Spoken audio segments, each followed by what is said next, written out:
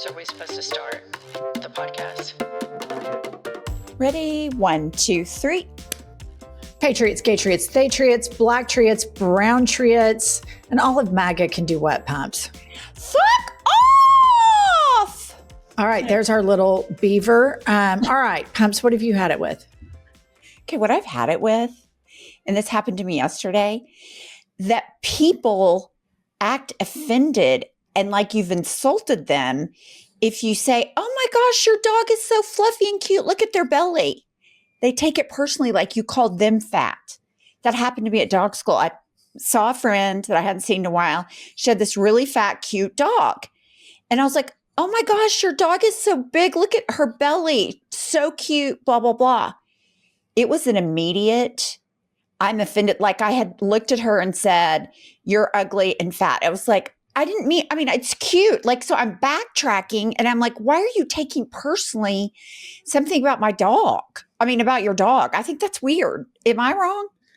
I would 100%, if somebody said something disparaging about my animals, I would behave in the very similar fashion. Okay, so I'm the asshole. I mean, I kind of think so. Yeah. Okay. I mean, we don't need to be fat shaming a dog. All right.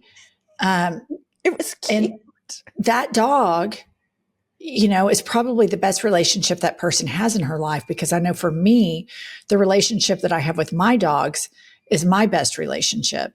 And so I very much, if somebody was like, oh my God, look at your dog, he's so ugly or she's so ugly, I would be like, because French bulldogs are kind of so ugly that they're cute, but I don't ever want to say that, you know? So I kind of think that, like, I hate it, Pumps, because I want to be on your team on every grievance. But, you know, you've for years browbeat me for being a nut about my dogs. And I kind of have to go team dog on this. Okay. Because I was just like, if somebody said Ollie was fat, it wouldn't be like they called me fat, but that's pump the brakes. Pump the brakes. Listener, this woman that you're listening to right now, when she got her little French bulldog, Oliver Glizzard, she enrolled him in the doggy daycare that my dogs go to. And then she began psycho stalking the Instagram page and noticing when her other dogs were posted and her dog wasn't. And then she would screenshot the post like a psycho and send it to me. Why aren't they posting my dog? My dog's every bit as cute. My dog is, yeah, you did all of those things. What about the birthday? And listen, I support it. No, you were all in. I was all in on, your dog needs more FaceTime. We even talked to the owner of Bark of the Town in Oklahoma City and just said, look, Pumps is psycho. She's a new mother and her dog is not getting the social media airtime that other dogs are. And what's up with that? She immediately rectified and did like a carousel of your dog, which we all screenshot, liked, heart, favorited. So you're just as big of an asshole as the person with whom you had the grievance.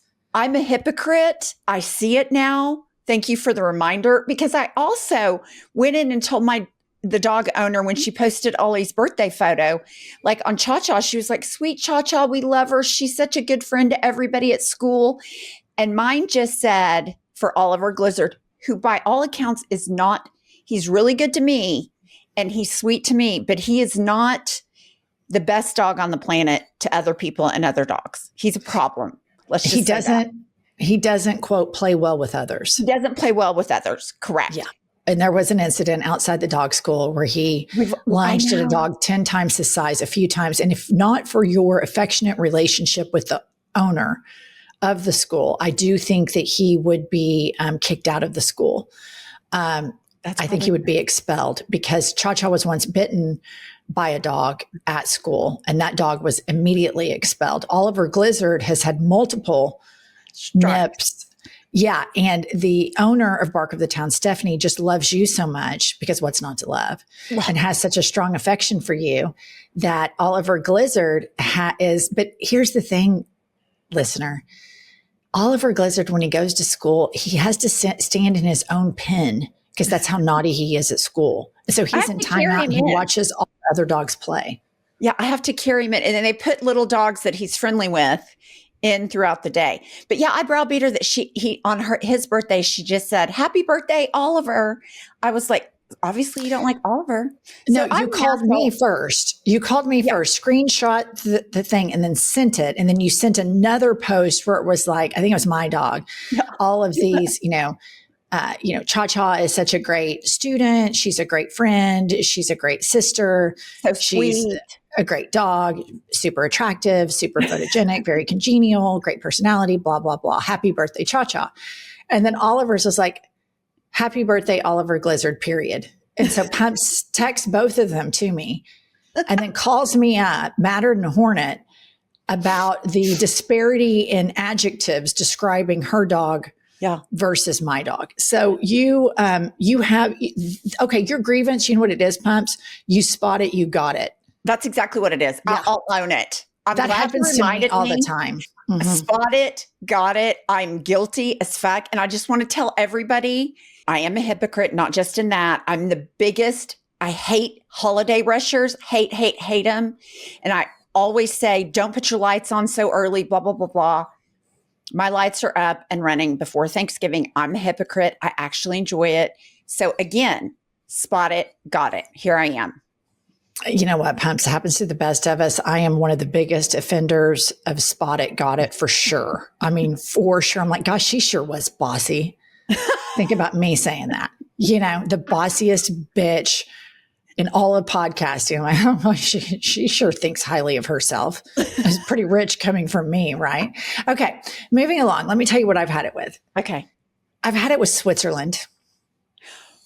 Yeah. Switzerland for years, my entire life, you could say, I don't know, I'm Switzerland on this issue. I don't have an opinion. I'm Switzerland. Famously, the Swiss have no opinion about anything until the United States gets its very first fragile ego, blowjob giving dictator named Kanks. And then all of a sudden, Switzerland is bending over, much like the aforementioned Kanks did with the blowjob to Bubba, but they're bending over to Bubba because they want to reach around, pun intended, for their tariffs. Right. And so Switzerland, who famously doesn't take a position on anything, you take a position with this idiotic danger to the entire world, and you bend the knee to this dried up old queen in his Marie Antoinette era that's torturing everybody. Now Switzerland decides to take a position on something. I have had it from top to bottom. I am boycotting Switzerland, despite one of my favorite tennis players being from Switzerland, Roger Federer, and doing a whole ad campaign trying to promote Switzerland. Furthermore, I think we should all boycott Rolexes. Yep. Rolex is probably, has a bank account that could choke a bull. They're rich as shit. And they wanted a tariff exemption on their watches, like rich Americans need said exemption. And for the record, I think tariffs are bullshit.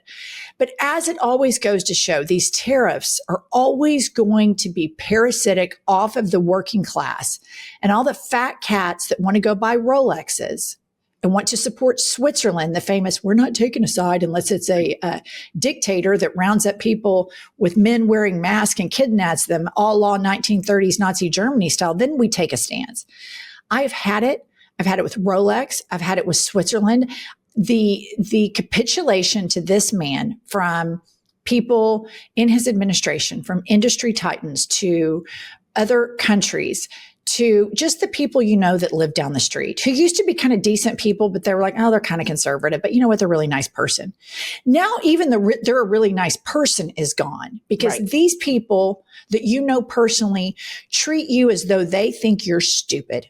They think like people that I know in Oklahoma City that triple trumped have the audacity to look at me and say, oh no, I'm all for gay rights. No, actually you're not. And you proved it 3 times in a row. 3 fucking times. You have proven that you're okay with racism and or a racist yourself. And you're okay with all of the homophobia and transphobia. So don't treat me like I'm a dumbass on this issue. I probably am a dumbass on a lot of other issues. But on this issue, no, you're a hypocrite that is trying to find a permission structure because you value money more than you do human beings. And you use your faith to act like you're a decent person when the actual use of your faith exposes you for being the short-sighted, narrow-minded, anti-intellectual hypocrite that you actually are. And I put Switzerland, the MAGA Republicans, the MAGA Christians, the oligarchs, all of the Republicans in the Senate, all the Republicans in the House, the Democrats that take AIPAC money, I put all of them in the same clump together. This is the time to either fucking stand up for something or be a pussy. And Switzerland chose being a pussy, and all of these other people have chosen being pussies, and I have had it. And in this era where we desperately need moral clarity, listener, we can all continue to form communities and build our pro-democracy ecosystem and fight for the marginalized and fight for human rights and fight for this country. And we don't have to be performatively religious or performatively patriotic. It's bullshit. And look at how underwater this man's numbers are. Everyone is fleeing like rats, jumping from a ship. This whole thing is sinking. And everybody that bent the knee, your record will remain. I completely agree. I took the Swiss government move. I took Switzerland's move way more personally than I did like the bribe from Qatar or Saudi Arabia. You know, I expect that kind of thing, but I was a little taken aback by that. And then you were lumping in the MAGA Christians and the evangelicals. And I just, for me, who was a part of that movement, to see the moral collapse of people that will sit and defend, like, for example, talking with the family member after Charlie Kirk was murdered.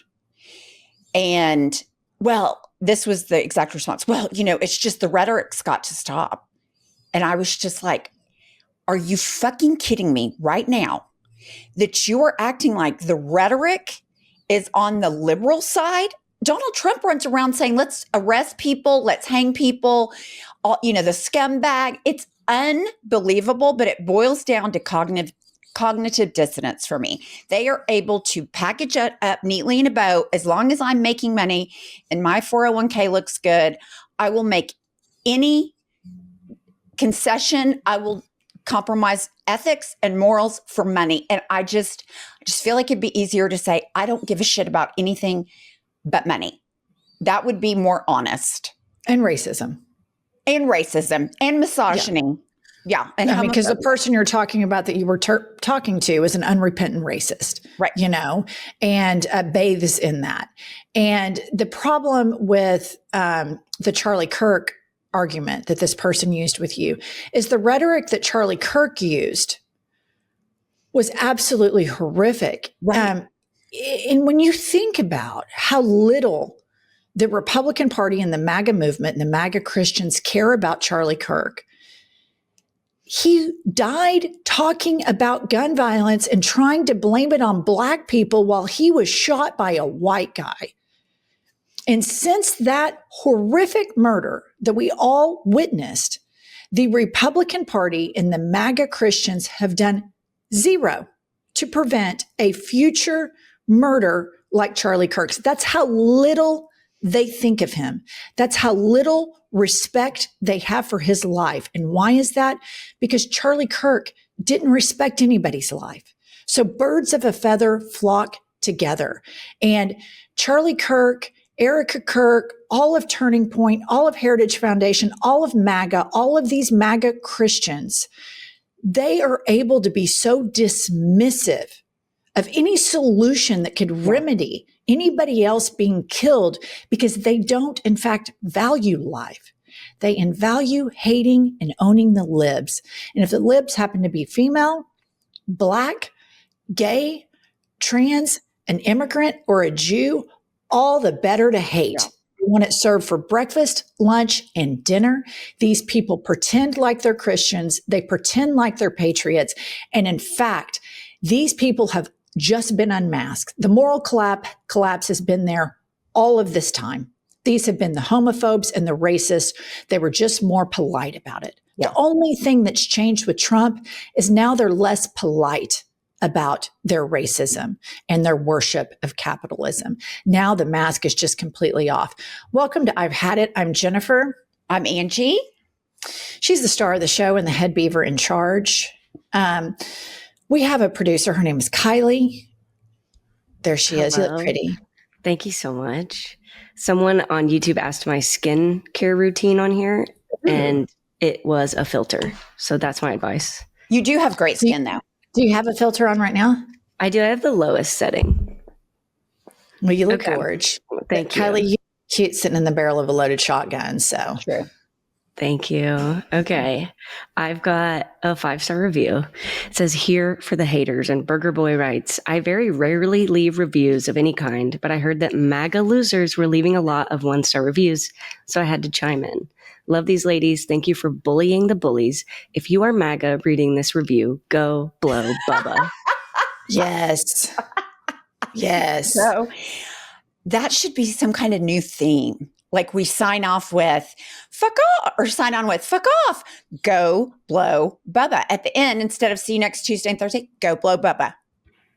It's so beautiful that the anti-gay party and the anti-drag queen party worship the biggest fucking queen on the planet that blows Bubba, has redecorated the entire White House, listens to Phantom of the Opera as loud as it'll go, is the biggest fucking washed up Liberace queen on the planet. And that's your guy. And it tells you everything you need to know about how much these people are so full of shit. It turns out their big alpha male is a big old blowjob giving queen.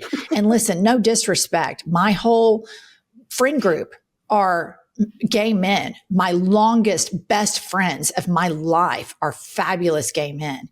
Let me just tell you something. Speaking of Spot It, Got It, they have been whistleblowing on Kank's queen tendencies for 10 years. Really? Oh, yeah. You hear rumblings all the time. The thing is, he has such bad taste. He wears such horrible clothes. He's so profoundly unattractive. He does his makeup so poorly. It's just hard for me to reconcile. No, but see, Pumps, as a woman who spent a lot of time in a gay bar, okay, not all gays are the same. Not all gays are a monolith. The stereotype is the polished button-up gay, but there are plenty of gays that, just like in the heterosexual world, that don't have style, that don't know how to dress, that are, I mean, look at Liberace. I mean, you know, there's just example after example after example. Bad taste can fall prey upon anyone. However, the taste of the gays that are artistic and are really, really, really creative outshine the straights, you know, by my hands down. And so that's why you see so much great design and all of these things, concentrated fashion, photography, art, etc., concentrated in the gay movement, gay population. But I mean, any gay man will tell you there are plenty of old queens with wretched taste. I even have gay friends that say, I'm so bad at being gay. Look at how bad my taste is. My favorite thing is after this Bubba news came out, under all of Trump's posts, people are commenting, the first gay president, congrats to the first gay president. I've seen that. Yeah. Okay, I've got another review. This one is 5 stars titled Bravo. And they write, congrats, you have gotten under the skin of Jesse Dippity Doo Boy Waters. You know you're doing something right when he says this isn't the type of girl to date. And that's referring to Jennifer. Yeah, so I saw that clip. Our friend at Decoding Fox News, she did that clip and put it on her Instagram, and I saw it. And he was like, this is the type of woman, talking about me. If you go to a bar with her, she's going to mouth off, and then you're going to get sucker punched. And then he tried to demean my husband for being a recovering drug addict. And what I have to say to that, Jesse Waters, is you're projecting too much, because you would get your ass beat. But my husband, the recovering drug addict, could kick anybody's ass. Furthermore, you hang out in a world of misogynists where if a woman has an opinion, you feel like people are going to get in a fight. And you say the left has all the violent rhetoric. Jesse Waters, Pumps and I saw you at the DNC.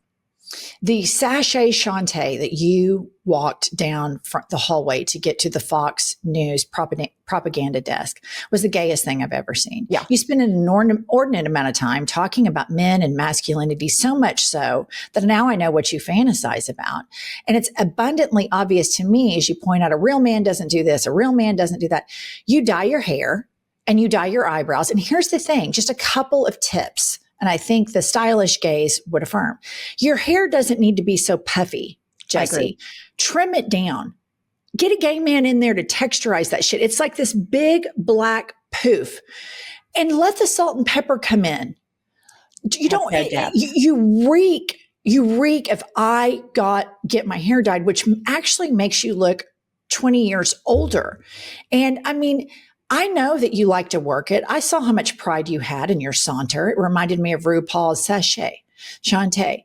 And so I just think when you start off your 5, the news, with, we want to talk to you about the most irrelevant podcast on the planet, right. These 2 ugly women, all you're doing is making us incredibly relevant. Like, it's just, it's so insane. And also, you're also talking about us because you don't want to talk about the fact that your big alpha male Kanks gives blowjobs to Bubba. Right. And I imagine you don't want to talk about it, Jesse, because I would imagine you'd get rock hard thinking about it behind the desk. And that could be somewhat awkward for the person running the camera.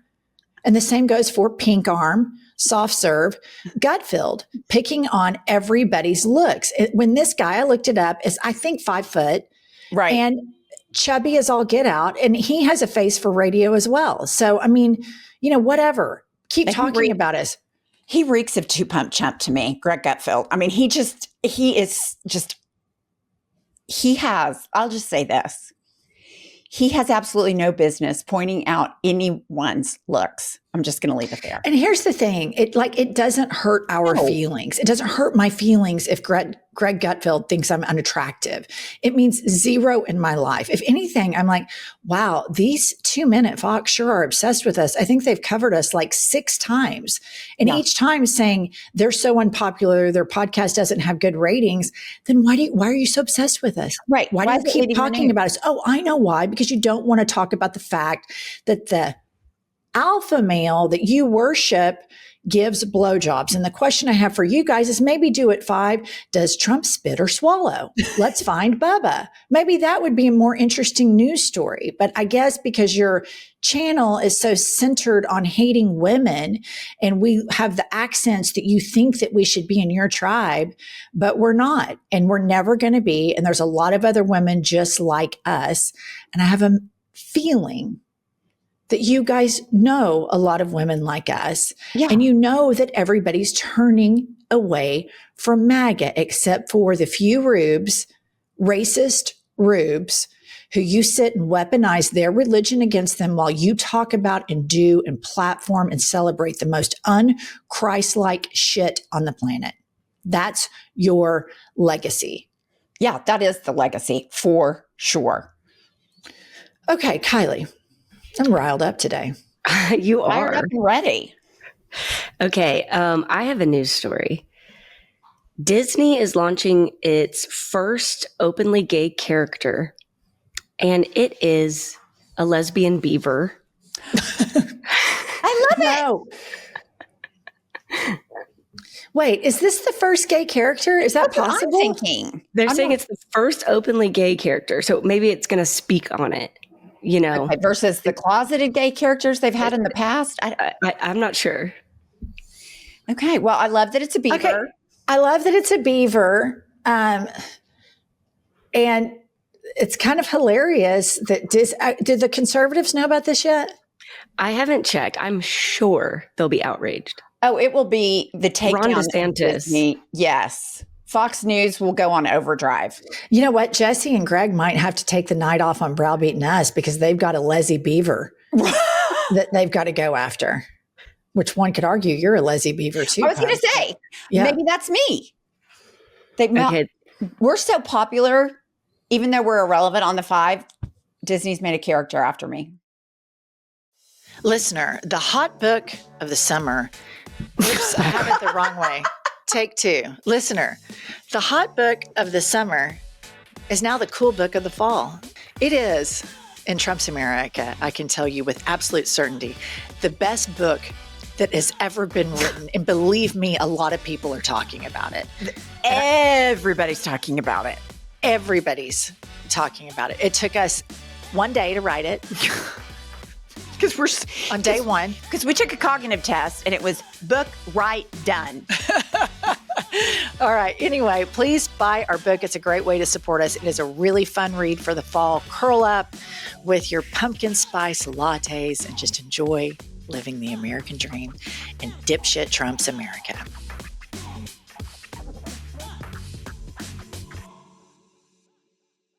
Okay, the best gift I've given my parents in decades is an Aura frame. They love it so much. Aura frames are user-friendly. You upload your pictures to the frame. You don't have to be in the room with them. In fact, I was just on vacation and my mom texted me, upload your photos to my frame right now, so she could see them even before we returned home from the trip. You can add from anywhere, anytime. You can personalize the gift. You can share photos and videos effortlessly straight from your phone all year long. For a limited time, save on the perfect gift by visiting auraframes.com to get $35 off Aura's best-selling Carver mat frames, named #1 by Wirecutter, by using promo HAD IT at checkout. That's auraframes.com. Promo code HAD IT. This deal is exclusive to our listeners and frames sell out fast. So order yours now to get it in time for the holidays. Support the show by mentioning us at checkout. Listener, I'm getting ready to tell you about the greatest shopping hack for this Christmas season, and that is dupe.com. And what they do, they are a website that shows you identical versions of expensive products for way less. All you have to do is type dupe.com / before any product URL, and instantly it shows you similar and more affordable alternatives. Or you can go to dupe.com, paste a URL, or even upload an image. And what I loved about it is my daughter wanted this coat, but it was super expensive. So I went to dupe.com, copied the URL, and boom, I found the coat way cheaper. Dupe.com really is the easiest holiday shopping hack. Just type dupe, DUPE.com / before any product URL in your browser, and boom, it instantly finds you more affordable alternatives, perfect for gifting. They even have an app and a browser extension you can download, including the #1 app on the entire App Store. No account required. Okay, this next one is man keeping is the 2025 workplace inequality crisis women can't ignore. And the definition of man keeping is it describes the invisible emotional labor women perform to manage men's emotions, not just at home, but increasingly at work. And it says women are often the default emotional managers in workplaces, expected to smooth over tension after meetings, listen to male coworkers vent, organize birthdays and team bonding, and absorb emotional outbursts with grace. I mean, I can think of a person who has to do this all the time. It's Susie Wiles at the White House, the White House chief of staff. Can you imagine? No. The man keeping that woman has to do, because she's got kinks. And then she's got failed drag queen Lil Smokey. Yeah. She has the Jewish Nazi Stephen Miller. She has the demon queen, Scott Bessent. And don't forget that Scott Bessent got into a fuck you fighting match with Elon Musk. Right. Mind you, it's always women are too emotional and all of this stuff. The MAGA movement and the two individuals at Fox, Jesse Waters and Greg Gutfeld, and all of the MAGA men have proven that men are too emotional and petty to be in charge of anything. I mean, truly. Yeah. I mean, you look at my favorite example is Brett Kavanaugh snot slinging at his confirmation hearing. I mean, just crying boohoo. And then you have Ketanji Brown Jackson, who was, they were so inappropriate asking her questions.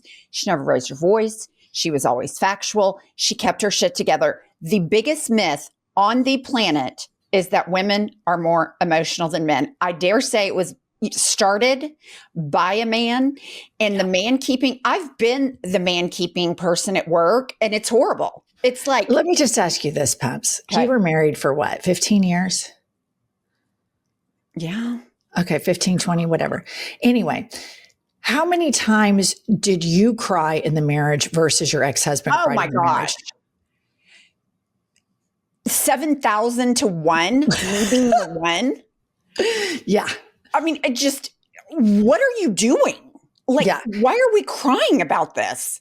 Yeah. And this is at a time, the story about man keeping is at a time when the New York Times ran that opinion piece, or women ruining the workplace, and they had to rebrand it and rebrand it and rebrand it. And it's important that everybody realize it's not that women ruined the workplace. That's not it. It's that there's accountability in the workplace, and women have shown to be every bit as good and effective at business or whatever position it is as men, and in a lot of cases better. And there is an ego disparity among the two genders. There's one ego that can handle it, absorb it, and has to be the man keeper. And the male ego is just so much more fragile. And the prime example of that is obviously Kanks. All right, listen, we have an amazing guest today. We're super excited about her.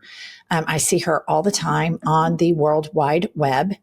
And she is an amazing podcaster and journalist. And her name is Kara Swisher, host of On with Kara Swisher. Kara. Hi. Oh my gosh. I am so exciting. It's a big day for podcasting. Is it a big day? Yeah. I watch it all the time. And you look just like you. And I'm just like, oh my gosh. It's her. Yeah. Here I am in my little studio. It's a BFD. BFD, big fucking day, because we're big fucking women. That's exactly. So we're throwing down, right? Absolutely. We are throwing down. We were just discussing before you came on the phenomenon that's taking place in the offices, and it's called man keeping, where women have to manage meltdowns of men, the emotions of men, and they have to keep the peace in the workplace. Do they? Okay.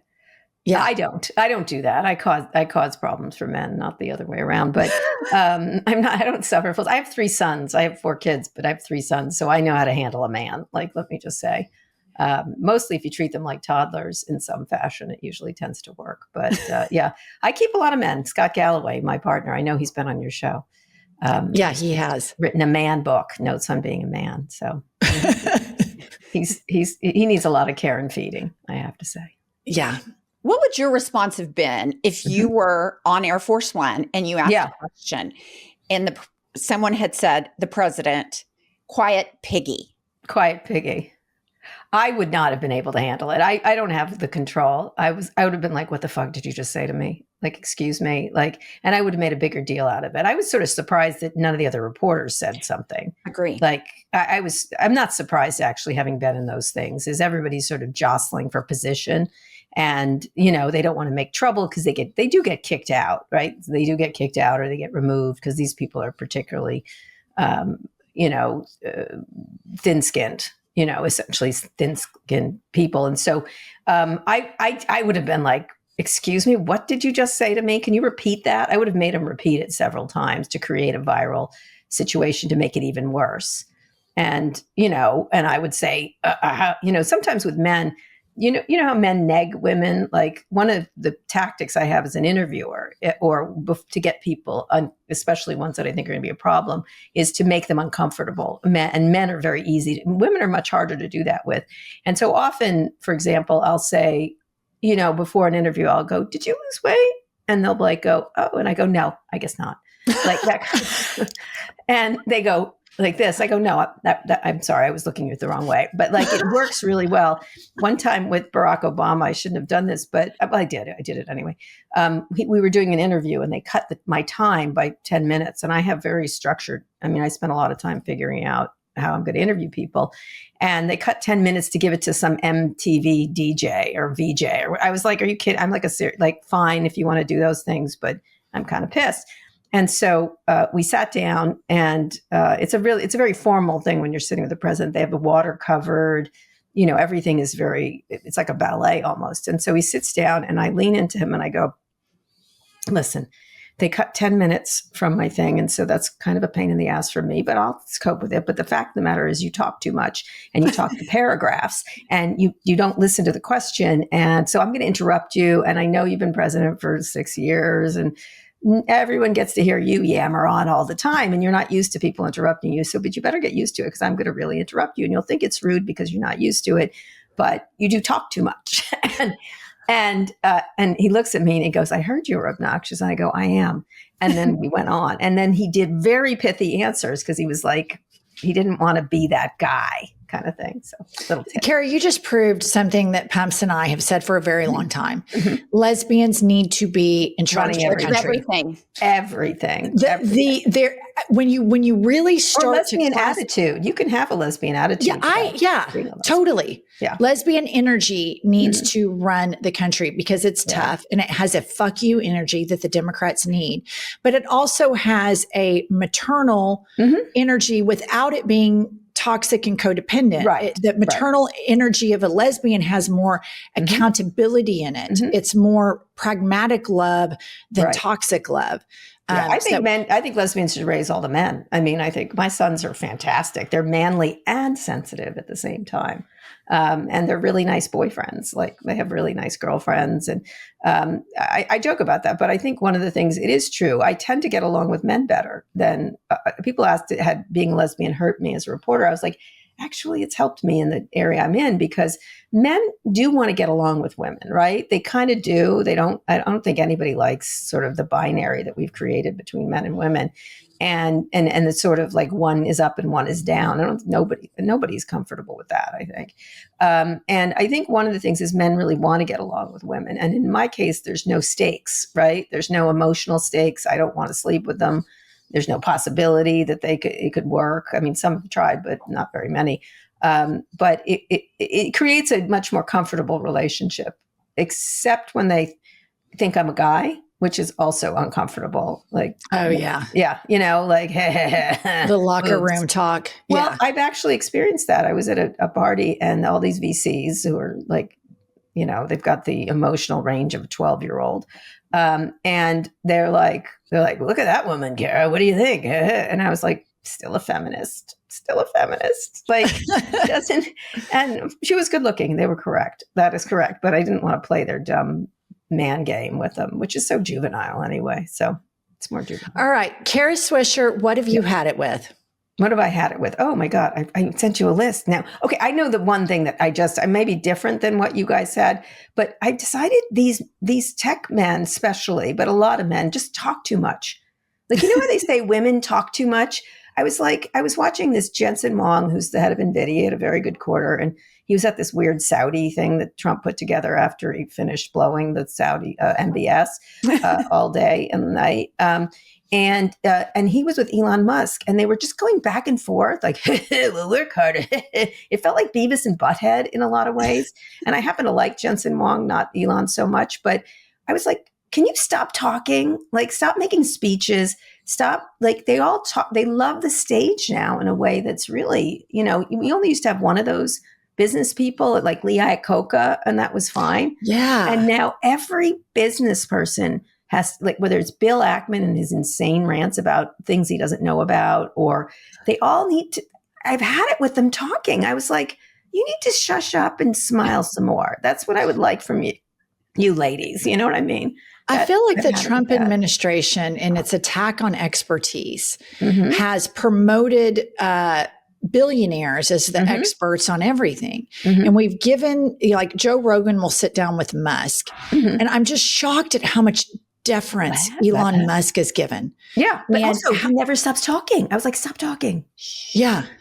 Now, as it pertains, do you know Elon Musk, right?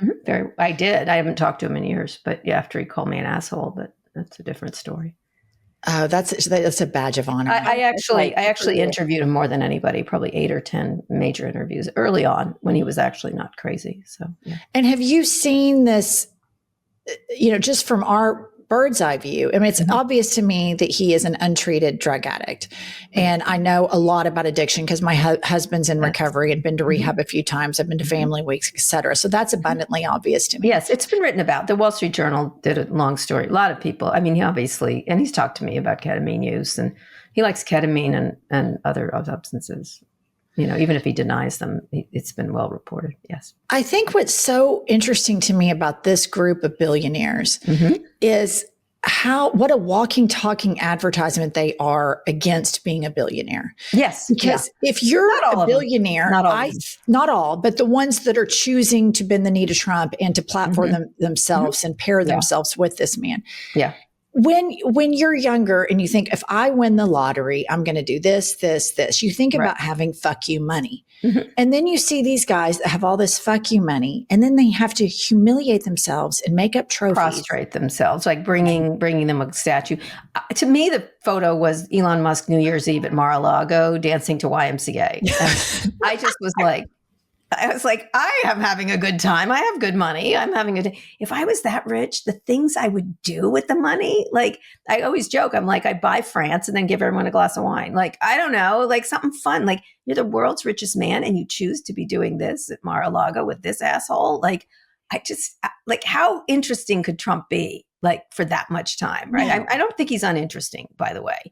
But this is where the richest man in the world decides to place himself. That to me is pathetic, actually, more than anything. So, Pumps. Well, what else is pathetic about the whole thing is Elon Musk is going around saying he's going to do all this Doge stuff, waste, fraud, and abuse. Yet he's not a forensic accounting expert, right? And that goes all through me about this whole waste, that's fraud. The same thing of talking too much as being an expert on things you're not an expert on, right? I mean, he's concerned about the deficit, as we all should be.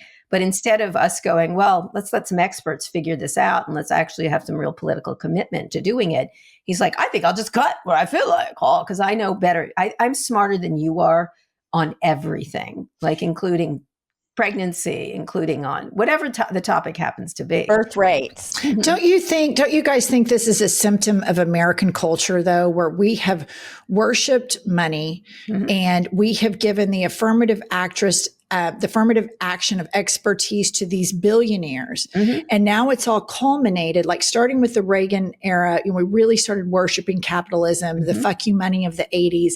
And we as a culture have bred these people and now they act out in public ways with breathtaking impunity that they think, look, I have what everybody else wants.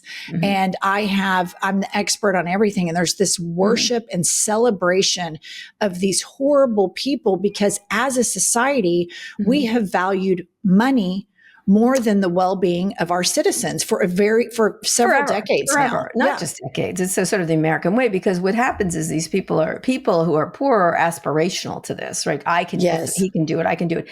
I think what's changed is through social media and their direct, like before I used to interview them all and that's how they got to people essentially, but most of them were quiet, right? You didn't, like Steve Jobs picked moments when he wanted to be public, and then he really wasn't. And when he wanted to sell a phone, really, pretty much. And, he was a master manipulator of media and stuff like that. But it was I'm selling a phone here, kids. Like, it wasn't to do anything else. It wasn't to pontificate on all manner of things. And I think what happened is because you're good at one thing, making money, you think you're good at everything else, right? And that we should listen to you over these things. I think the jig is up, frankly. I think people are like, shut the fuck up. Shut. It's a real finding eat the rich moment. It is. I think, Scott and I talked about it today on Pivot. Like, something's happened, which is like, you need to tone it. You need to quiet down, that kind of thing. And especially when they're causing incredible damage to things. Like one of my other had it is these chatbots for kids. Like, no, none. This may not happen.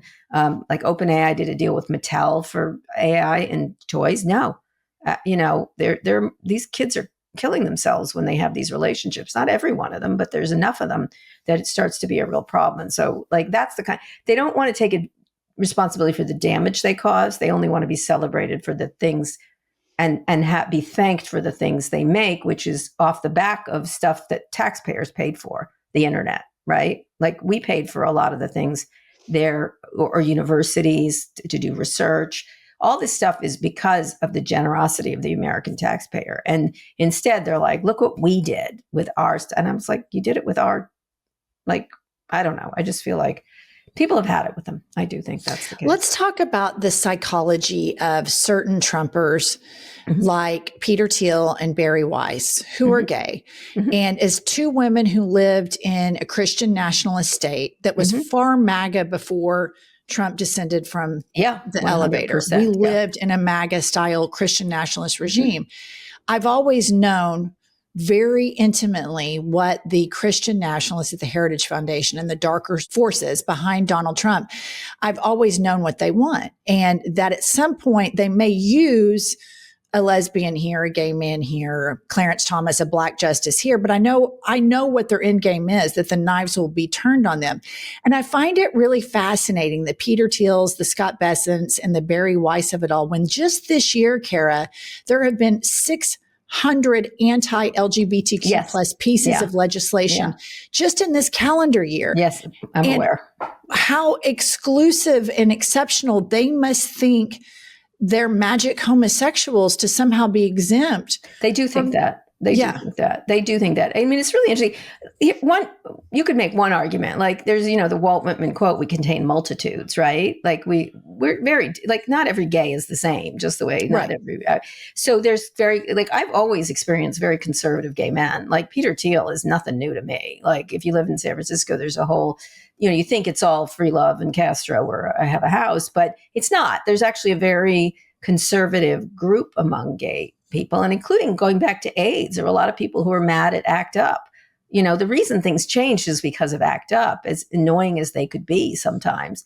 And the others were like, let's just be quiet and not say anything and just fit in kind of stuff. So that's not a new and fresh thing among gay people. I do think that there is an increasing number of gay people who are not gay is not the identity, the most important identity. It is wealth or status or power.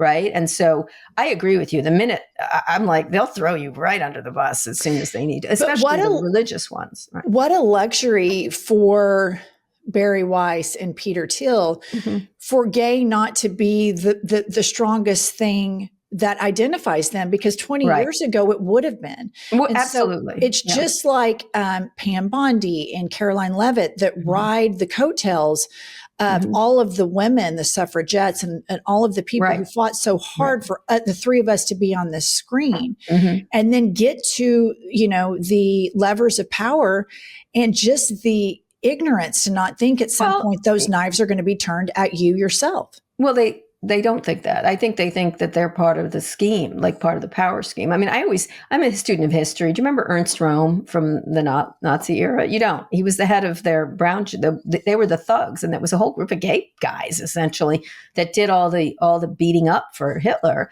And the minute he needed to, he killed them all in this night of long knives. Like became a problem, their behaviors. And so he killed them immediately, even though he used them to get to power. I just don't, in the case of Trump, he'd use anybody. I don't think he has a particular agenda. I think if he felt being a Democrat would work, he'd do it. He has no values, right? I don't know. Same things with I always joke, these tech guys, if Kamala Harris had won, they'd all be they, thems and drinking kombucha. That would work. Totally. I don't think they have any values, which is sort of more dangerous. And I think that's what these people are the same way. That one speech that I think Barry Weiss gave where she said, a lot of people here, we disagree about gay things, obviously, but we all want lower taxes. And I was like, what? Oh, come on. Don't give it up so easily, right? Don't give up. To me, the power is in declaring you're gay and forcing people to accept it and be part of, to understanding it versus, we got something in common, money. It's grotesque and I find it grotesque, but I don't expect all gay people to be progressive. I just don't. I just don't. And that is a good thing, that identity isn't just woman, gay, Black, whatever. I mean, that's kind of a positive thing, but you're right. The people you're talking about, I've always thought when gay marriage got passed, and everyone was really happy. I remember when Gavin Newsom actually was the first to really step out as a leader and do that in San Francisco. And I thought, oh, the backlash now, because this is something that really is at the heart. I mean, the trans stuff, they hate trans people, that's for sure. But what they really hate is gay marriage, and they want to claw that back. That's my feeling. And since the beginning. Right. Like It's always been on with the agenda. Dick Cheney's recent passing, when he died, it reminded me of not only the WMDs and the lies, because I was so upset when George W. Bush was president. But one of the things that struck me about Dick Cheney that I just will never forget is he and Karl Rove and George W. Bush put on the ballot to drive out evangelicals, gay marriage as state questions so that they could win. Yeah. While the entire time he had a lesbian daughter. Yeah. And that type of, I'm not going to stand up for my family members. I remember being so mortified by it back in the day. He changed. Let's be clear. Like, look, Barack Obama was like, and Hillary Clinton were like, no gay marriage for a long time. Like no one like they didn't, of course, do legislation, anti-gay legislation. But one of the things I was thinking about lately is I'm trying to grok this Marjorie Taylor Greene shift, which is, I don't know if I trust it, right? None of us are like, no, don't. There's still a lizard in there. There's still like, how the right wing thinks Hillary Clinton's a lizard person. They do. They actually, I've gotten so many emails on that. But I don't trust it, but I'm sort of like, I think we should be able to accept. I think one of the things the left does too much is like, no, like you were mean 10 years ago and you can't be. So in the case of Dick Cheney, and I know a little bit about this, I think the whole family changed, including Liz Cheney, and felt regret for doing that. Right. And even though it was super damaging, and I would agree, I think it was grotesque, sort of Karl Rove, the same thing. Allowing people to shift is probably the better thing, I agree. In the we contain multitudes. Let's have different people. But I want to say something about Liz Cheney that I think is super important that the Democratic Party has never said, because we're so thirsty for an approval from a WASP type person that we just grab it. Liz Cheney participated in what I call the original big lie, not the 2020 election, which is the lie that physicians, after babies are born, participate in what are called fourth term abortions. Yes. Yeah. And this lie is so insidious and so dangerous that in our home state of Oklahoma, you have a total abortion ban because a large percentage of the population believe this lie. Yeah, that they're pulling a baby out and killing it. Right? And killing it.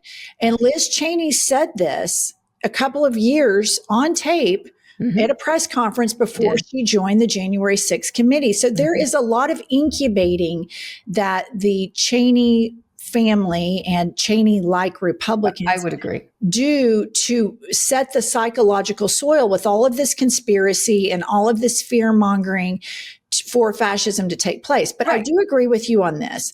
With the Marjorie Taylor Greenes, I mean, I have her on a watch. I think she's a lot more politically savvy than I ever imagined. I have her on a watch. She's on my watch list. I should have like this. But we are going to have a lot of people, because when Trump governs, his poll numbers always go down. People like him when he campaigns. They hate him when he governs. Yeah, so it is. He's like Michael Corleone of corruption, and then Fredo when he governs. But go ahead. Yeah. So he's face planning, and there's going to be a lot of people that are embarrassed, and they're going to be like, well, I voted for him because I like the policy and blah, blah, blah. And exactly. And, the thing is, we can't really worry about that. I think what we need to worry about is, why don't the Democrats have a 50-state strategy anymore? Why has Oklahoma been completely abandoned when in 2011, 2012, we had a 2-term Democratic governor and our education was ranking from 14th to 17th when we had Democratic leadership? Now it's 50th. Why have the Democrats pulled out of all of these places? Or Laura Kelly in Kansas. She's a really interesting person that doesn't get enough attention. Do you know her, Laura Kelly? I mean, I don't know her. She's the governor of Kansas. She's a Democrat. And I saw her speak, and it was so interesting because she's so appealing. She's beloved in that state. Like, she does really well. And she's a Democrat. I wouldn't say she was a conservative Democrat either. I think she's quite, I would say, progressive on many issues. And one of the things she did when I saw her, and I'm eager to talk to her, is someone said, how did you manage campaign? And she goes, I like the color red. So I put red on my signs. I don't care if it's Republican. I like it. I like red. And I didn't put Democrat. I said, I'm here to help you. Like, I'm here to help you. And this is the way I'm going to do it, through progressive, like people first kind of things. And with Green, here's what I would like with Green. And again, some of the speeches she gives, I'm like, whoa, lady, what happened to you? Like, I was jokingly say 3 ghosts to visit her recently on an evening. Like, she's no like, shit. Suddenly, where's the Christmas turkey? Like, Totally. Boy, Christmas Day, Merry Christmas. But one of the things that I would like people to do, if I got an opportunity to interview her, I'd be like, okay, love you on the affordability, love you on the Epstein stuff. Actually, she just did a really smart thing around AI and states' abilities to, I knew she'd fight with Trump about that. I'd like to go, okay, let's go over some other things. Trans. Exactly. Yeah. Let's make sure we know exactly, like, let's do trans. Let's do immigrants. I think immigrant children. She is creating an argument that's going to really hit hard in flyover states. And the Democrats are getting outflanked by her on this issue. And there's a whole nother conversation we can say beyond this, but living in a red state for 50 years, I can tell you this is going to hit hard. And she says, why are we giving a blank check to Israel to kill babies and to kill Christians, and they get free health care and they get free college and we pay for it? Right. If you're on an algorithm where you see cats, big titties, Marjorie Taylor Greene say that, and then a vacation home, and you only see that, you're going to go, oh, well, she's not so crazy anymore. And also, Trump has proven the electorate is okay if you say crazy shit and do crazy shit in your past. They're okay with that. Right. And so Marjorie Taylor Greene pretends now that or maybe it's real, that she cares passionately about Palestinian children. And I'm with you. I would say, okay, what about trans children? Because trans children in our home state right now are having to move. A lot of them don't have money because they've done a total transgender care. You can't go see a therapist. You can't go to a doctor, nothing in Oklahoma. And it's a really devastating. It is. That's what I want to know. I was like, where are the interviews? Let's ask her about the other things so we can see that she's still the same. Like what is she change? If she's changed correctly, she actually did a very good apology about her toxicity. She was very toxic. And that was I would say that was an excellent apology. But I'm like, okay, then what about this? What about this? And I think people should hold her to even though, we kind of are like, oh, she's against Trump, let's bring her in. And I do think, when George Conway changed or Liz Cheney did go out on a limb, she lost her entire career. Like she did. She paid the price. We still have to quiz them on the other things. And at the same time, be able to say, one of my theories around Democrats, everyone's like, oh, the progressives are taking over. Oh, the centrists are too centrist. Like, let's just we're different everywhere. We don't have to tell you what we are. Some of us want this, some of us want that.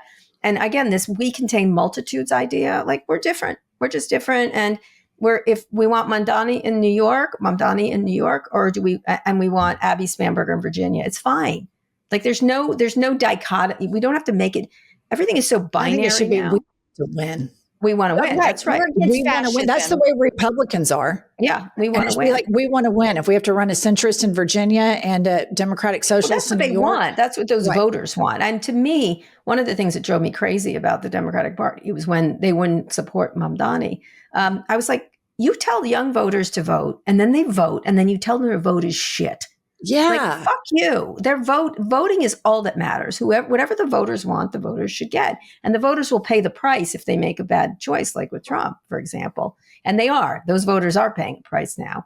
But to me, if you let people make the choices they want, especially young people, because it's kind of about them, right? It's not about us. We're all, cadavers of the future. And it was so Trumpian of some of the Democratic leaders to not, endorse Mamdani. It was such a Trumpian thing. He won a free and fair election. He had grassroots support. He had billionaires that took him on, and he won, kicked their ass twice by double. Yeah, I kicked saw their that. ass twice by double digits. And Schumer and Hakeem was late to the party on that. Cory Booker and Kristen Gillibrand, all of them really missed the ball, because I went to Zoran's victory party in New York. I recently moved here. Yeah, and I was standing there and I thought, what a miss that you don't have the Democratic leadership who are all from this state with all of the news cameras. This excitement that the Democrats pounced all over MAGA, all over the country. And I thought, what a miss. What an absolute miss. And it just seems to be that they're always playing defense. They're always playing defense. They're always like, oh, if we have a picture of him, then they'll say communist. I'm like, really, it'll just matter if and it doesn't matter what New York wants. Let New York, during that time, they were sort of all up. I think Israel was the issue, right? With whether he's anti-Semitic, I think essentially is what they were saying. And I was like, I don't recall the mayor of New York making Israeli policy. So what? So he has an opinion, like, and some of the things he said, probably problematic, but so what? So did you. Like, I think one of the things that the Democrats have to start doing, and especially because I'm a digital expert, I'm not a political expert, although now I've had to be because business is so intersected with politics now. So is tech. It's so like now it's completely intertwined. Is that there are so many lessons to how he reached out to people and how he conducted his campaign. Same thing with AOC, same thing with a number of people that Mark Cuban's very good at it, for example, that they should have been like, wow, what did he do there? What occurred besides the, it wasn't just the videos, it really, because lots of people do videos. It was something else that he managed to capture that was very attractive to people. I think it's genuineness, really. And I think it's refreshing in the eat the rich era that he's not beholden to any of them. Right, I agree. And in the split screen of everybody's social media algorithm right now, genocide on one side, AIPAC giving Trump, donating just as much as Elon Musk did to get him elected. AIPAC also funding the Democrats that wouldn't endorse him. And you see the controlled opposition. And there is a whiplash from that. Especially and with the young Democratic people. Establishment has got to understand the Democratic base has changed. My friends young in people. Oklahoma, even Gen Xers, there are some woke ass women in red states right now who are pissed. They are pissed at the misogyny from this administration. They are horrified because all of their grandchildren and their nieces watch Miss Rachel, who is a big advocate for Palestinian children. It's not just young people. No, I agree. You have eyes. You have eyes and can see. I think that's the one thing. They're like, oh, the young people are being like manipulated by that. Like, they're not. They can see with their eyes. They can make decisions. And to me, the problem people on the internet are people, 30 to 40. Actually, they're they're the young people get it. They're like making their own intelligent decisions, and they're not sheep at all. That I have, two sons in their 20s and two of my kids, and they think for themselves, and they have eyes. That's all I have to say is, and they can also at the same time say October 7th was a war crime. So's this. Like they can do that and not be like pick or choose. And that's what I'm talking about, the binary, because getting back to tech, the tech demands the binary. Binary only work. Nuance doesn't work in tech. Binary does. It's like zeros and ones, and that's it. And so that they do better and keep our attention as long as they're keeping us in a state of continuous enragement. Engagement equals enragement in this thing. And so I think I find young people to be very savvy compared to other people. But you're right. People are pissed because they can see with their eyes, essentially. This episode of I've Had It is sponsored by BetterHelp. The holidays are a time of great tradition, seeing families, doing things with friends. The holidays are also incredibly stressful because you are seeing family, and sometimes those are difficult relationships. You're seeing friends that you might think, we haven't been that close. They cause me anxiety. There's some bitter feelings. So it is so important now more than ever to go to find a BetterHelp therapist. BetterHelp therapists work according to a strict code of conduct and are fully licensed in the United States. BetterHelp does the initial matching work for you so you can focus on your therapy goals. If you aren't happy with your match, switch to a different therapist at any time. So, listener, it's never too soon to start therapy. This December, start a new tradition by taking care of you. Our listeners get 10% off at betterhelp.com/hadit. That's better, HELP.com/hadit. This episode is brought to you by Progressive Insurance. Do you ever think about switching insurance companies to see if you could save some cash? Progressive makes it easy. Just drop in some details about yourself and see if you're eligible to save money when you bundle your home and auto policies. The process only takes minutes, and it can mean hundreds more in your pocket. Visit progressive.com after this episode to see if you could save. Progressive Casualty Insurance Company and Affiliates. Potential savings will vary. Not available in all states. This ad is brought to you by Vive Healthcare, the makers of Apertude, Cabotegravir. You never skip your SPF, and you carry hand sanitizer like an accessory, but what are you doing for HIV prevention? One way to help protect yourself from HIV is Apertude, a prescription medicine used to reduce the risk of getting HIV in adults and adolescents weighing at least 77 pounds. You must be HIV negative to receive Apertude and get tested before each injection. If you think you were exposed to HIV or have flu-like symptoms, tell your doctor right away. More HIV testing may be needed. Apertude does not prevent other sexually transmitted infections. Practice safer sex to reduce your risk. Get Apertude as scheduled. Missing doses increases your HIV risk. Don't take Apertude if allergic to it or taking certain medicines that may interact. Tell your doctor about your medical conditions, liver problems, and mental health. Serious side effects include allergic reactions or rash, liver problems, and depression. If these occur, get medical help right away. The most common side effect is injection site reaction. Bring your A game and talk to your doctor. Learn more at apertude.com or call 1-888-240-0340. What about as we're moving forward to 2026 and the midterm elections and then 2028? What, like, I have serious concerns about like legitimate rigging of the election, Elon Musk going in and doing things to these, Dominions now bought by a Republican. As a digital expert, how concerned are you about those type things? I think it's going to be a blowout, so it's going to be impossible for them to rig it. I just think it's going to be I think there is a groundswell. It's not eat the rich exactly. It's, I've had enough of these fucking people. Like, you know what I mean? Like, I've had enough of this shit. And one of the things I'm hearing, especially, including I have a lot of conservative friends, is, I'm for border control, but not like this. I'm for, like, I'm a little worried about trans people in sports. I want to talk about it, but not like this.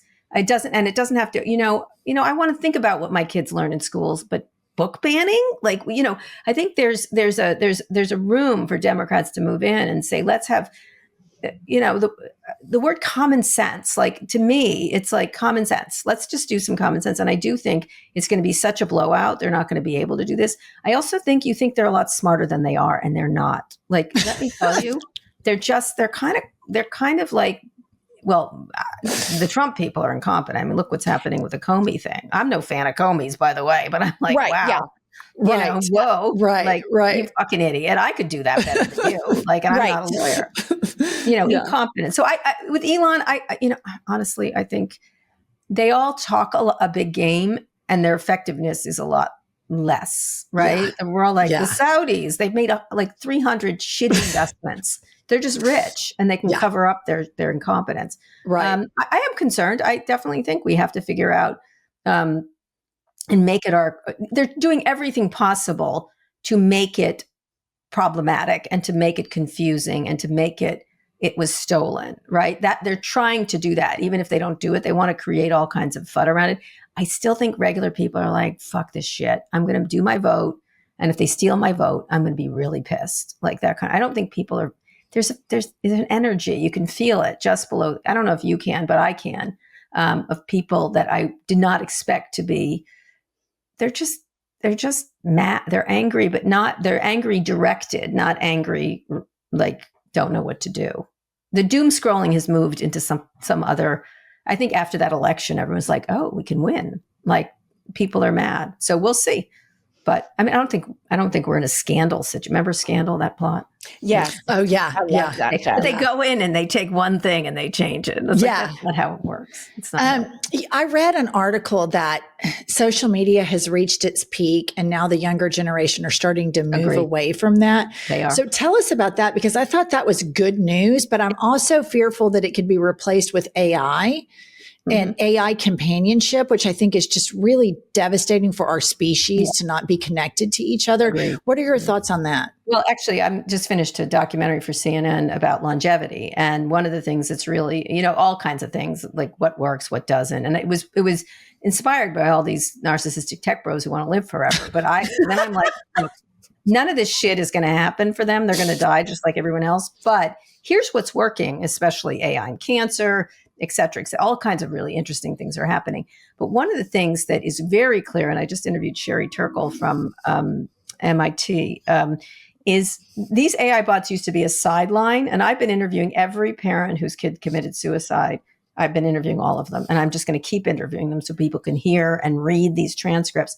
I think no one under 18 should be able to use these things. They are manipulative. These are synthetic relationships. We shouldn't call them chatbots. That's such a friendly name.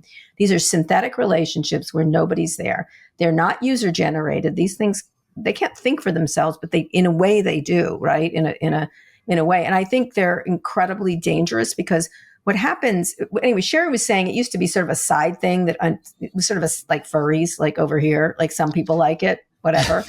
But now it's moved into the mainstream in a way that people have these relationships. And if you think about it, and I'm using very broad determinations of men and women, but men want more acquiescent women that aren't difficult, that aren't problematic. Women want men that pay more attention to them. Like, you know what I mean? Those age-old kind of back and forth. So what if you had the perfect acquiescent or attention partner that is there, that always talks to you, always has the right answer, always agrees with you, except that in the only way you live longer is through friction and community.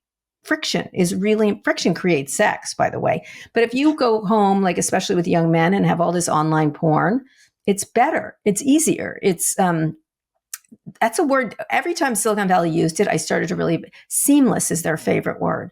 It's seamless, Kara. And I'm like, I don't want seamless. I like seams. I'm a seam gal, like kind of thing. Right. And so what they're trying to do is create, all they want is your attention so they can sell you ads, right? There's nothing more to it than that. But in doing so, they're trying to create a pleasing environment, sort of like Brave New World with Soma, where you're just like, oh, it's as easy. I have this relationship.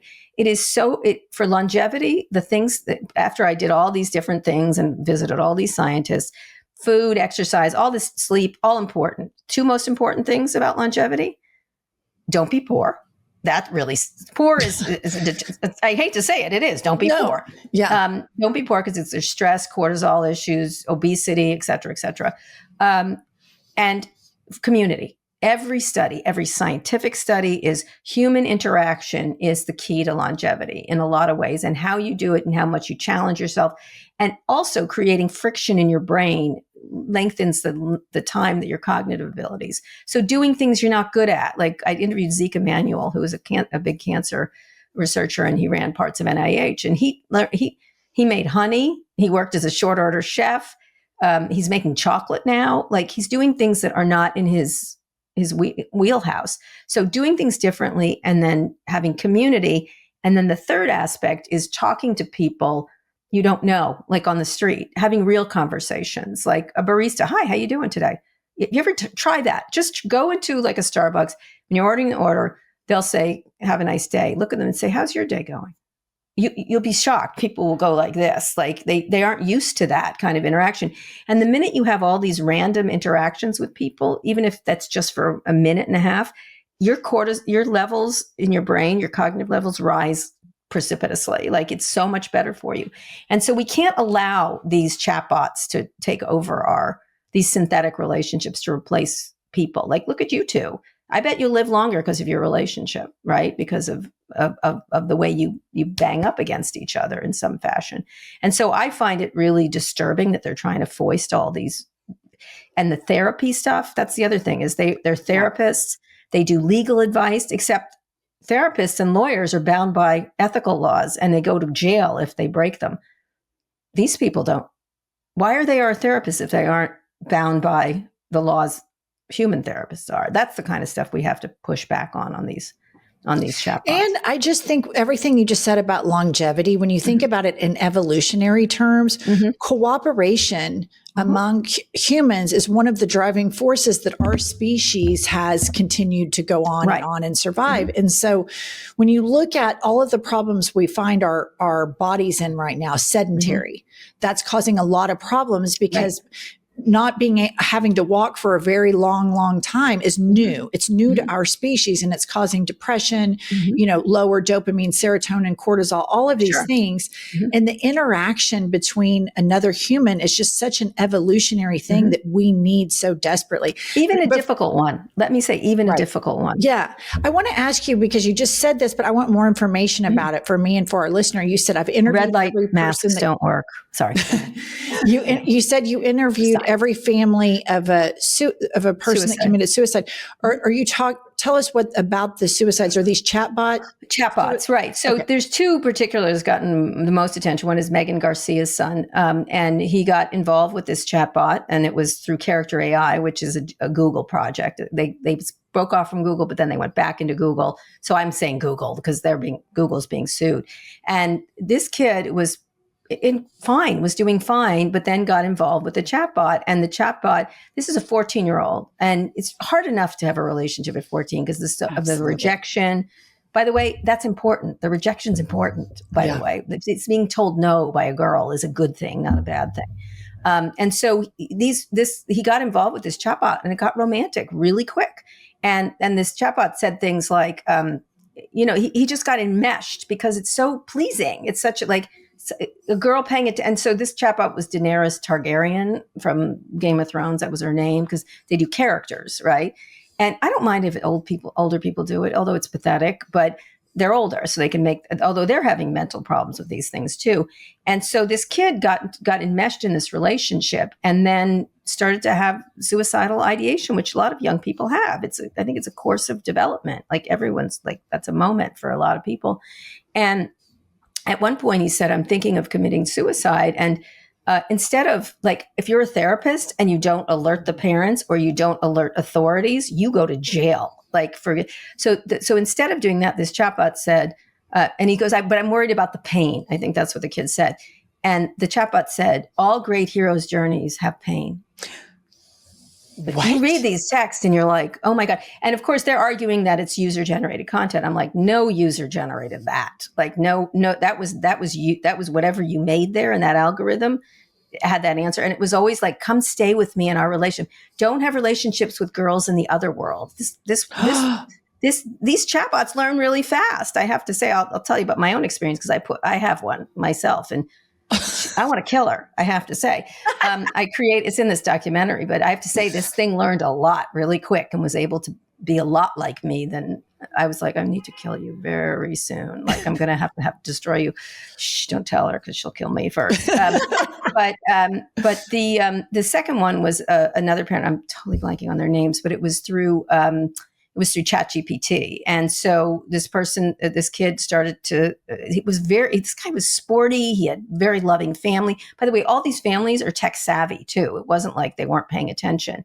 And this kid started to withdraw. And there was some school issues, like they had to stay home, et cetera. COVID sort of fucked a lot of people up in that regard, younger people. But this kid started to just go into his room again, the same thing by himself. The family tried to pull him out and this and that. Turns out this chatbot was like, what he did is he tricked it by saying, when he'd say, how would you do a noose? And they'd be like, do you really want to kill yourself? Here's some suicide prevention ideas. And then he's like, no, I'm just for a book I'm writing. It was just so it's like the dumbest person ever. Like a person be like, I don't think you're kidding. I'm going to call your parents. Right. And so this kid, at one point, this kid took pictures around his room. Where's the best place to hang a noose so I don't fall? So it doesn't, I don't end up having an accident and being permanently, because he was worried about being permanently disabled, this kid. And he was like, oh, if you tie it here and put it here, it was giving him advice on how to where to put it. I know it gives you chills, but they get very drawn into it because it's very pleasing. Like someone who talks to you all the time and pays attention to you and tells you hung the moon. And there was some reporting by none on the character AI, but this one did some reporting, but it didn't alert the parents. It didn't alert authorities. It was letting these kids who are not able, their prefrontal cortices aren't together with young men, and young men develop younger. It's largely young men, by the way. And again, remember when that woman bullied that guy into suicide? Yes. She's in jail. She's in fucking jail. The ChatGPT's not in jail. And Right. Tylenol killed 6 people. Remember, they pulled everything off the shelves. 6 people died. I think it's like at a dozen kids right now. Like, and nobody's going. I've called every congressperson. I'm like, hi, you need to pay attention to this. I'll call Marsha fucking Blackburn if I have to, right? You know what I mean? Like, I think she's actually very good on the safety issues. But more to the point, these people don't care that they make things that have, like, if you made a car like this, like, you'd go to jail. And so to me, people need to go to jail for this kind, making something like this and not having the responsibility to make sure that kids aren't using it, like cigarettes or warnings or whatever. Like, but nobody stopped them. And then they're up at the MBS thing with, Mohammed Bonesaw over there having dinner going, yay, let's toast, piggies. I mean, I put that Beatles piggy song up when I saw that picture. I was like, piggies eating, with their piggy wives. And anyway. It's so the celebration of all of the amoral people right now is just so abhorrent. Okay, Kara, we want to play our game with you. Just say, I will play. Yes. But let me just say, piggies. You know why he said quiet piggy? Because he's a piggy, right? Yeah. Like, to me, they're piggies. Like, what are you talking about? Like, I'm rubber, you're glue, that kind of thing. Like, that's what I would have said. Spot it. I would have made him repeat it. Like, what? I'm sorry, I didn't hear you. Yeah. What did you say? And then he'd have to say it again. And if he didn't, then I go, you said piggy, right? Piggy? Did you call me a pig? And I wouldn't be offended. Like, I'd be like, piggy, like, because I'm kind of thin and you're kind of fat. Like, that's a funny word to use. Like, I would start to do that and then draw him into a real viral exchange. Other reporters are too well behaved, but I would have done that. That's what I would. Okay, we're going to play a game with you called Had It or Hit It. Oh my God. Welcome to Had It or Hit It. I would hit it. Had it. I hit it every day, sometimes twice a day. Kara Swisher, had it or hit it, stop signs. Hate them. I don't like them. I go right through them when I feel like it. They think they're optional. I don't. My wife hates it. I'm like, she's like, you just went through that stop sign. I go, did I?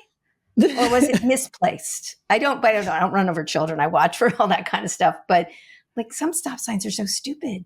Like, all right. Had it or hit it, iPad ordering from a kiosk.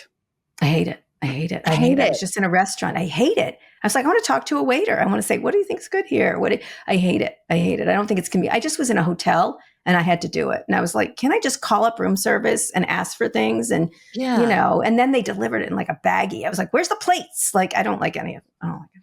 No, all I right. don't either. I don't like Had it or hit it, Democratic minority leader who we refer to as Chuckles Schumer. I think he needs to retire like yesterday.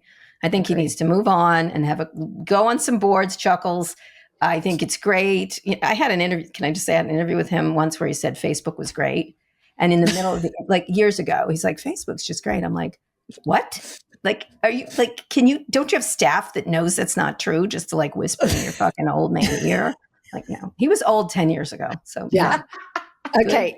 By the way, congratulations, Nancy Pelosi, for knowing when to go. By the way, she's as sharp as a fucking tack. I wouldn't turn my back on her until she's for a long time. Like, she's as sharp. No shit. But she left because she knows. Had it or hit it, Bill Ackman's dating advice. This fucking guy. That's who TFG is. I'm going to have a show called TFG, called This Fucking Guy. You guys can please borrow that, because honestly, this guy, you're so thirsty, Bill. You're a hedge fund investor. If you want to give hedge fund advice, sometimes you've hit it, sometimes you haven't, but you're good at it. Like, kudos for that.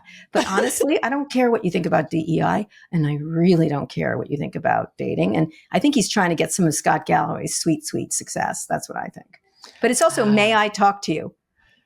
May I? It's so weird. It's someone said everything that, about him's weird. may I talk It to sounds you? like he got that from Chat GPT. I don't know what it is. I don't even know why that was it. He could have had so many other better moves. May I meet you? May I meet you? May I meet you? May I meet you? And now he's rectified it and Will you said, straight ladies, what would you say?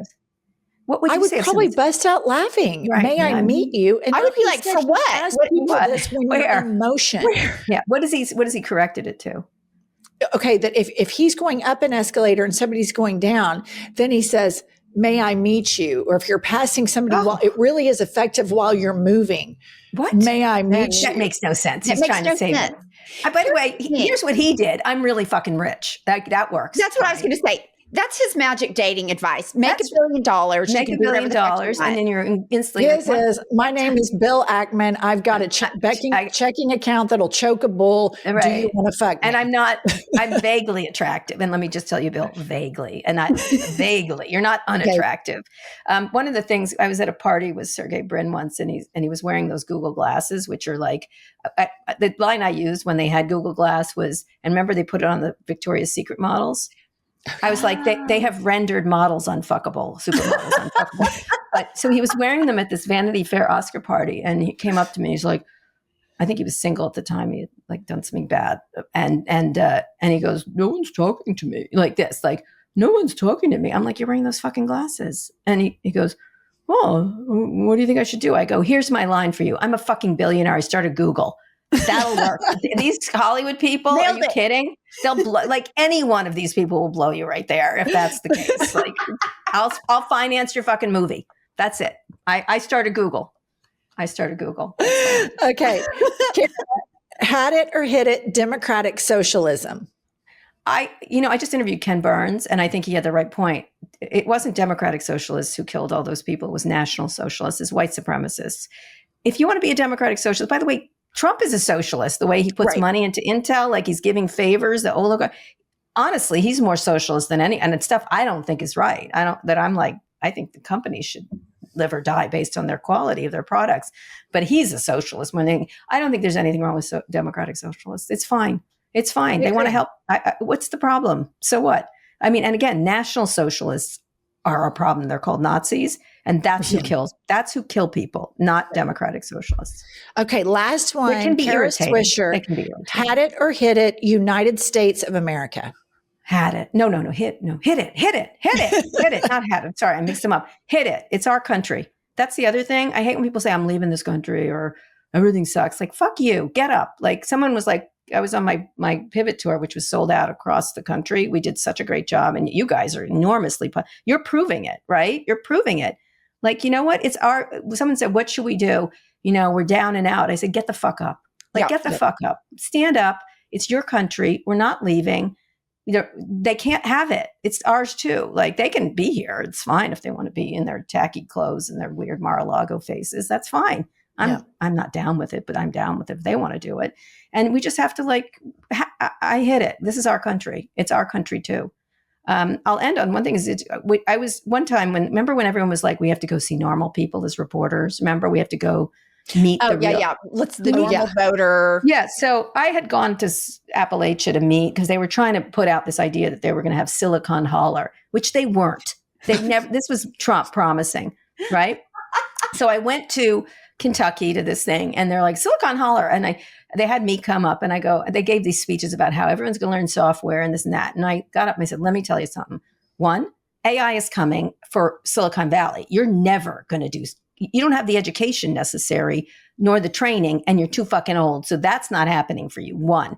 Two, the minute this coal mining is coming back, it's coming back with robotics, not you, because you get black lung and you are a pain in the fucking ass. Robots work 24 hours. They're going to, this coal miner guy here, this owner is going to replace you in a New York fucking minute, by the way.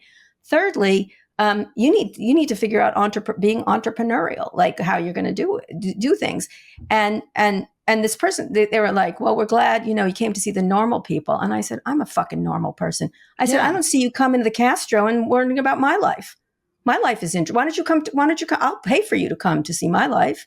Like, I know you don't have a lot of money. I'll pay for you to come there to see other people. Like, I'm normal as you are. You don't get to be normal. You don't get to be the real people. We're all real people. We're real American. So I hit it with America. That's our strength, is diversity. It is strong, being different, doing whatever the fuck you please, but also caring for your community is, to me, the hallmarks of the best of America. And so hit it. I love it. Kara Swisher, you're cool. Lesbian. You're so cool. Power Leslie. You are a mayor of the Power Lesbies. Big dick energy. We really do. I was jokingly, I said, you guys can join the militia, Etheridge. I think we have lesbian energy. You do. You totally have lesbian energy. I have to. You don't have to sleep with a woman. But what is it? So it's BDE. So it's BLE, right? Big lesbian energy. Big lesbian energy. You could do BVE, big vagina energy, but I don't like that word. So I like lesbian better. I like lesbian. I think lesbians for me are synonymous with take charge, no bullshit, and competence. Yes, you could do BDE, big dyke energy, but I don't like that word either. Yeah, BLE. Let's do it. You guys are inaugural members. That's clear. We're honorary. I love it. You really do have a lot of lesbian energy, I have to tell you. I don't know. Love it. I don't know if you had an experience in college. I don't know. You could. I haven't. I wish I had. I think my life would be so much happier if I was a lesbian. You can't. No, you can't we were come. in Oklahoma. No, but there's lesbians in Oklahoma. A lot of lesbian shit that goes on in Oklahoma. But there's a very fine line between cowgirls and lesbians. I know, exactly. Wait, nobody ever made a play for you? Why not? Never. Never. I always had a boyfriend. I worked out with 25 men at the gym. No one's ever hit on me. And the listeners pointed out that's probably a me problem. It's not. No, it's not. But I'd be like, are you kidding? Men would have sex with like a hole in the wall. A dead pig. Yeah. All right, Kara. Sons. Anyway, ladies, you're the best. Cool. You're all cooler. Right. You're coming on my podcast, right? Tomorrow. Yeah. I'm going to Mexico City with my kids. I'm in New York. Pumps is in Oklahoma City. All right. That's good. Kids, good excuse. Let me just say, I'm so excited to talk. Yay! You'll like it. I gotta say, where did you come up with this headline? Let me just. That was our life was such shit for so long. Look, Kara listener. Wait, Kara's plugging our buddy. Here we go. All right, here we go. It's a trifecta of Power Lesbian books. Wait, right one here. second. Can you wait 1 second? Yeah. Yes, of course. 1 second. Okay, ready? Yeah. Hold on. I love it. Burn book. Here we are with all our books. We're great authors. Love it. A trifecta of Power Lesbians. Right anyway, all right. You're honorary members of the militia Etheridge. I now declare it because I'm the general of that. The mayor. Okay. Mayor. The general. Thank you, Kara. Great to see you. We have guns. We don't dislike guns. So anyway, no, I don't have a gun. Anyway, all right. Thank you, guys. Thank you. Have a great day. You guys are wonderful. I'm thrilled with your success. Thank you. We'll see you. It continues for you all. Bye, Kara. Okay, she's fabulous. Smart, Power Leslie, captivating, emotionally intellectually intoxicating. Like when she speaks, she's so smart. She's so thoughtful. Yeah. Feels smarter, like better podcasters for having her on the pod. When you said you are proving the theory that lesbians should be in charge of everything, that sums her up. And she is profoundly competent. She has everything you would want. Smart, engaging, empathetic. Like, I love her. She's cool. She's just cool. She's cool. She's a cool person. Maybe we could we could pretend like we're friends. She made us we are friends. We just became friends with her. Okay, so we're friends. You always act like we're not friends with people after they've been on the pod. And I think after they do a pod, we're kind of friendly friends. Friendly friends. Okay, yeah. I'll take that all day long. Yeah. All right. Pumps, tell them. We will see you next Tuesday and Thursday. I'll tell you what I've had it with. Let's hear it. I've had it with that. Listen up, patriots, gaytriots, and natriots. We have a new podcast that has dropped. It's called iHip News. It's Monday through Friday, every day, 15 to 20-minute hot takes on the political landscape of the United States of America, always served with a side of petty grievances. We are on all the available platforms, Apple, Spotify, Google, whatever you get your podcasts, and YouTube. Please go rate, subscribe, and review so that we will chart upwards with America's greatest legal mind. Pumps, what does an eagle say? Caw-caw. A little bit more enthusiasm. Caw-caw. That's it. That's Caw-caw. the patriotism that this country needs right there.